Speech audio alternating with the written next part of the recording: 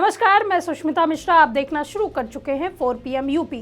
बिहार विधानसभा चुनाव को लेकर तैयारियां जोरों पर है। चुनावी तारीखों का ऐलान होने के बाद से सियासी गलियारों में हलचल तेज हो गई। वोटरों को साधने के लिए जुटे सियासी दलों ने नए नए पैतरे अपनाने शुरू कर दिए हैं। एक से बढ़कर एक वादे किए जा रहे हैं। वहीं इसी बीच एक तरफ जहां SIR वोट चोरी के मुद्दे गर्म हैं, तो वहीं दूसरी तरफ ऐसी खबरें सामने आई जिसने सियासी गलियारों में हलचल बढ़ा दी है। दरअसल बिहार चुनाव को करवाने के लिए यूपी से 31 IAS अधिकारी भेजे जा रहे हैं, या यूं कह ले कि बिहार विधानसभा चुनाव को करवाने के लिए योगी के अधिकारी भेजे जा रहे हैं। अब ये खबर जैसे ही सामने आई, मानो सियासी हड़कंप मच गया। न सिर्फ चुनाव आयोग पर बल्कि भाजपा की नीयत पर भी सवाल उठने लगे। सवाल उठे कि आखिर क्या वजह है जो बिहार चुनाव करवाने के लिए यूपी से ही अधिकारी भेजे जा रहे हैं, बंगाल और अन्य राज्य से क्यों नहीं, जबकि यूपी के IAS अधिकारियों पर पहले भी चुनाव में गड़बड़ी और सरकार के इशारों पर काम करने के आरोप लग चुके हैं। आपको बता दें कि ये गंभीर आरोप किसी और ने नहीं बल्कि खुद सपा मुखिया अखिलेश यादव ने लगाया है। ऐसे में अब योगी के अधिकारियों का बिहार जाना एक अलग ही दिशा की तरफ इशारा कर रहा है। खैर, इस खबर पर सिलसिलेवार तरीके से बात करेंगे, लेकिन उससे पहले आपको बता दें कि भारतीय निर्वाचन आयोग ने बिहार विधानसभा चुनाव 2025 के लिए उत्तर प्रदेश कैडर के 31 IAS अधिकारियों को पर्यवेक्षक यानी ऑब्जर्वर के रूप में नियुक्त कर पटना जाने का आदेश दिया है। सामने आई खबरों के मुताबिक चुनाव के दौरान आयोग विभिन्न राज्यों से पर्यवेक्षक बुलाकर नियुक्त करता है, जो उम्मीदवारों पर राजनीतिक दलों द्वारा आचार संहिता का पालन, चुनावी खर्च पर नजर रखने और आम लोगों की शिकायतों का समाधान करने जैसे महत्वपूर्ण कार्य करेंगे। यूपी के IAS अधिकारियों को 16 अक्टूबर को बिहार में रिपोर्ट करना है। वे मतदाता प्रक्रिया की निगरानी, मतदाताओं की सुरक्षा सुनिश्चित करने और निष्पक्ष मतदान कराने का काम करेंगे। जानकारी के लिए आपको बता दें कि पहले चरण के लिए 16 IAS अधिकारियों को बिहार भेजा गया, जिनमें अजय कुमार शुक्ला, बलकार सिंह, चेतरावी, ओम प्रकाश और राजशेखर समेत अन्य अधिकारी शामिल हैं। ये अधिकारी मतदान केंद्रों पर मतदाता सूची, मतदान सामग्री और अन्य चुनावी तैयारियों की समीक्षा करेंगे। वहीं दूसरे चरण के लिए यूपी के 15 IAS अधिकारियों को बिहार भेजा जा रहा है, जिन्हें 19 अक्टूबर को रिपोर्ट करना है। बिहार में इस समय नामांकन का दौर चल रहा है। पहले चुनाव का मतदान 6 नवंबर और दूसरे चरण का मतदान 11 नवंबर को होगा। वहीं निर्वाचन आयोग के मुताबिक पर्यवेक्षक उम्मीदवारों और राजनीतिक दलों के गतिविधियों पर नजर रखेंगे, आचार संहिता का उल्लंघन रोकेंगे और चुनावी प्रक्रियाओं में पारदर्शिता सुनिश्चित करेंगे। इसके अलावा वे मतदाताओं की शिकायतों पर निपटारा करेंगे और चुनावी हिंसा या अनियमितताओं को रोकने में भी मदद करेंगे।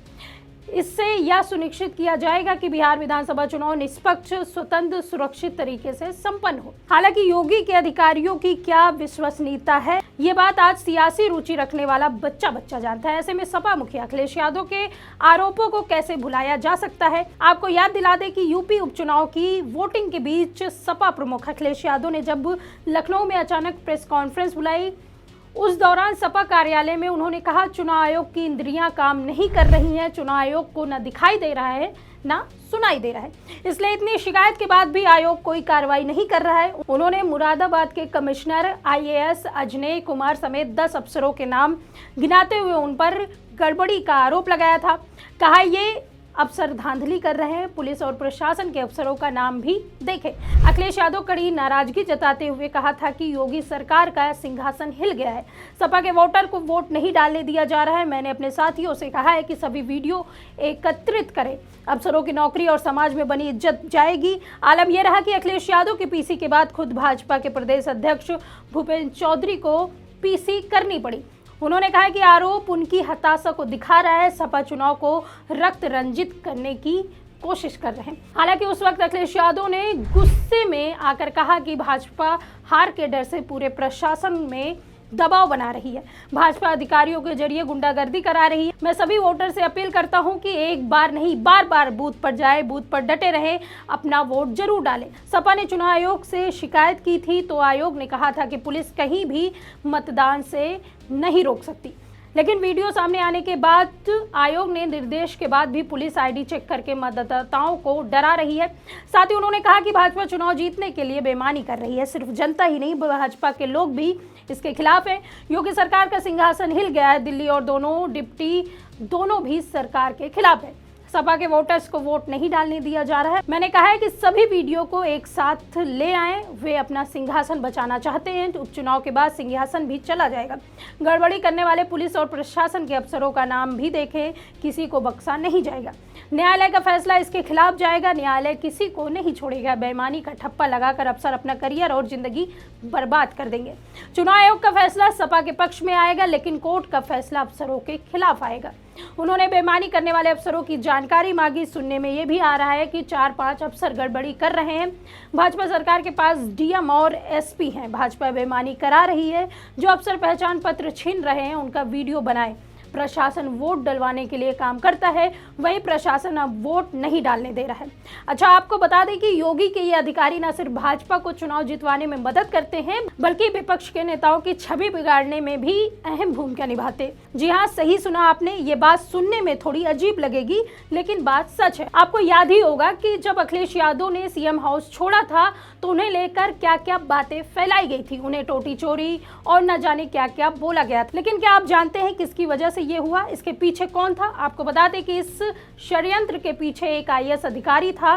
जरा सोचिए दोस्तों, जो आईएएस अपने पद और ड्यूटी को निष्पक्ष रूप से निभाने के लिए संविधान की शपथ लेता है, अगर वही अधिकारी सत्ता में बने हुए राजनेताओं की हुक्मरानी के लिए ऐसे कदम उठाएगा तो भला देश का विकास कैसे होगा? हालांकि योगी के चहेते आईएएस अधिकारी को लेकर अखिलेश यादव पहले भी चेतावनी दे चुके हैं। जी हाँ दोस्तों, आखिर क्या है अखिलेश यादव की चेतावनी? पहले आप इस वीडियो में देखिए। नहीं भूल सकता हूँ, मैंने आपको कई बार कहा और फिर कहता हूँ मैं, टोटी चोरी वाला मामला एक अखबार ने स्टिंग ऑपरेशन किया, याद करिए आप। एक पत्रकार ने पूरी जानकारी हासिल की थी और उसने कहा था कि आईएएस एक अवनीश अवस्थी है। अवनीश अवस्थी आईएएस एक और एक अधिकारी भाग्या ओएसडी कौशिक, वो डस्टबिन जितना है, हाइट डस्टबिन जितनी है। अगर बड़ा डस्टबिन कहीं शहर में देखा होगा आपने, तो उतनी जितनी हाइट है उसकी। ये तो किसने बताया था? एक प्रतिष्ठित अखबार के स्टिंग ऑपरेशन में हमें जानकारी मिली है। तो ये बात हम लोग भूलने वाले नहीं है। ये सरकार भी जान ले और सरकार चलाने वाले जान ले। गौरतलब है कि जिस तरह से अधिकारी सरकार के इशारों पर काम कर रहे हैं, ऐसे में इससे चुनाव के दौरान निष्पक्षता की क्या ही उम्मीद रखी जा सकती है। आपको बता दें कि चुनाव आयोग पर पहले से भी वोट चोरी और एसआईआर के जरिए वोटर लिस्ट में गड़बड़ी के गंभीर आरोप लग चुके हैं। बता दें कि बीते 7 अगस्त को लोकसभा में नेता प्रतिपक्ष और कांग्रेस नेता राहुल गांधी की प्रेस कॉन्फ्रेंस के बाद कई लोगों के मन में ये सवाल उठा है। राहुल गांधी ने प्रेस कॉन्फ्रेंस में वोट चोरी का आरोप लगाते हुए चुनाव आयोग पर सत्तारूढ़ दल बीजेपी के साथ साठगांठ की बात कही थी। हालांकि चुनाव आयोग ने राहुल गांधी के आरोपों को सिरे से खारिज किया है। राहुल गांधी इस मुद्दे को सड़क पर भी उठा रहे हैं और बिहार के राष्ट्रीय जनता दल के नेता तेजस्वी यादव के साथ वोटर अधिकार यात्रा निकाल रहे हैं। वहीं भारतीय जनता पार्टी इसे कांग्रेस समेत विपक्षी दलों की हताशा वाली राजनीति कह रही है। जिस दिन बिहार के सासाराम से वोटर अधिकार यात्रा शुरू हुई थी, उसी दिन से चुनाव आयोग ने भी प्रेस कॉन्फ्रेंस की थी। लेकिन इस प्रेस कॉन्फ्रेंस के बाद चुनाव आयोग आलोचकों के निशाने पर आ गए। ऐसे में अब अधिकारियों का इस कदर बिहार में जाना चुनाव आयोग और भाजपा पर सीधे सवाल खड़े करता है। खैर, आपका क्या सोचना है इस खबर के बारे में हमें कमेंट सेक्शन में जरूर बताइए। अगर आपको वीडियो पसंद आई हो तो वीडियो को लाइक करें, कमेंट करें और हमारे चैनल को सब्सक्राइब करना बिल्कुल ना भूलें।